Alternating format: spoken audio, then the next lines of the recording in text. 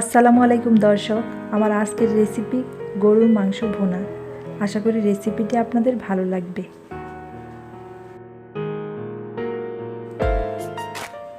আমি এখানে আধা কেজি মাংস খুব ভালো করে ধুয়ে নিয়েছি।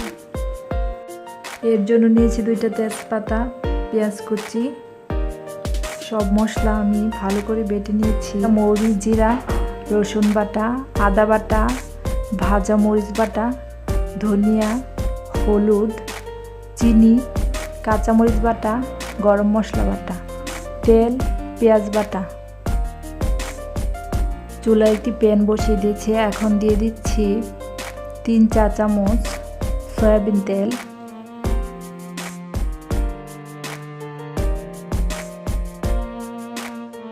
তেল গরম হয়ে আসলে আমি দিয়ে দিচ্ছি একটা বড় পেঁয়াজ কুচি। পেঁয়াজটা বাদামি করে ভেজে নিচ্ছি।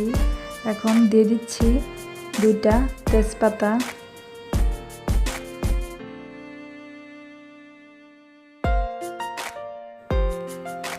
এখন দিয়ে দিব আধা কাপ পেঁয়াজ বাটা, দিয়ে একটু নাড়াচাড়া করে দিয়ে দিব আধা চামচ রসুন বাটা,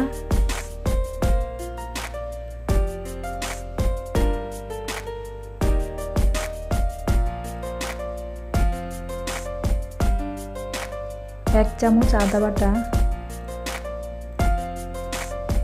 এখন আমি একটু ভাজা ভাজা করে নিব।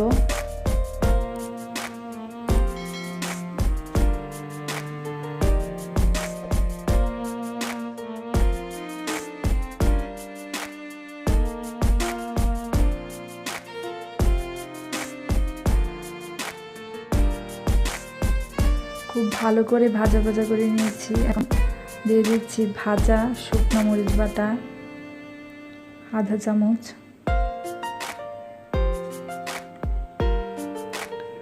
এক চামচ হলুদ, 1 চামচ করে দিয়ে দিচ্ছি ভাজা জিরা ও মৌরি বাটা, দিয়ে দিচ্ছি গরম মশলা বাটা। এখানে এলাচ, দারচিনি ও লবঙ্গ 3টা করে নিয়েছি, চামচ কাঁচামরিচ বাটা, দিয়ে দিচ্ছি 1 চামচ ধনিয়া বাটা। এখন আমি সব মশলাগুলি একসাথে খুব ভালোভাবে ভেজে নিব।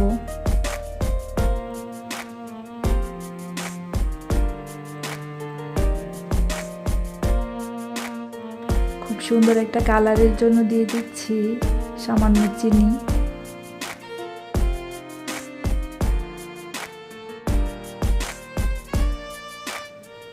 সামান্য পানি দিয়ে দিচ্ছি। পানি দিয়ে আমি 3 মিনিটের মতো মশলাটা ভালো করে কষিয়ে নিব।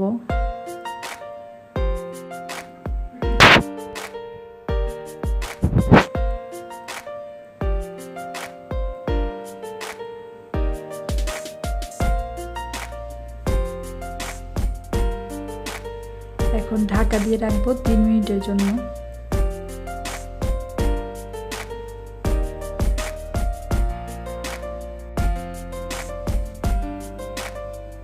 3 মিনিট পর আমি ঢাকা খুলে নিচ্ছি। এখন মশলাটা কষানো হয়ে গেছে, তেলটা উপরে উঠে এসেছে। এখন দিয়ে দিব মাংস।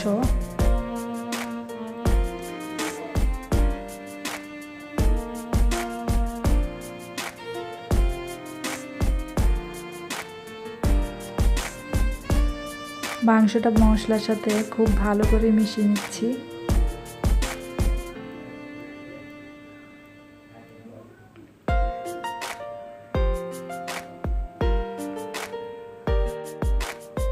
মশলাটা আমি 2-3 মিনিট খুব ভালো করে ভেজে নিয়েছি।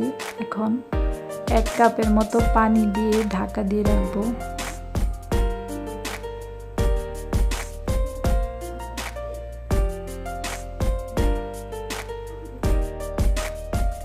ভালো করে নেড়েচেড়ে এখন আমি ঢাকা দিয়ে রাখবো প্রায় 30 মিনিটের মতো। আর এর মাঝে আমি ঢাকা খুলে একটু নাড়াচাড়া দিয়ে নিচ্ছি।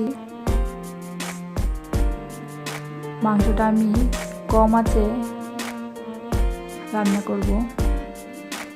আদা রসুন আমি লবণ দিয়ে বেটেছিলাম, আমার কাছে মনে হয়েছে লবণটা একটু কম, জন্য আমি আর একটু লবণ দিয়ে দিলাম। এখন একটু ভালো করে মিশিয়ে নিচ্ছি।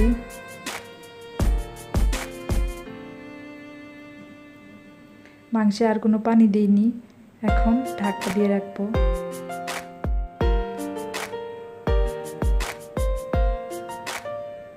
মাংস রান্না হয়ে গেছে, এখন আমি একটু নেড়ে চেড়ে নামিয়ে নিব।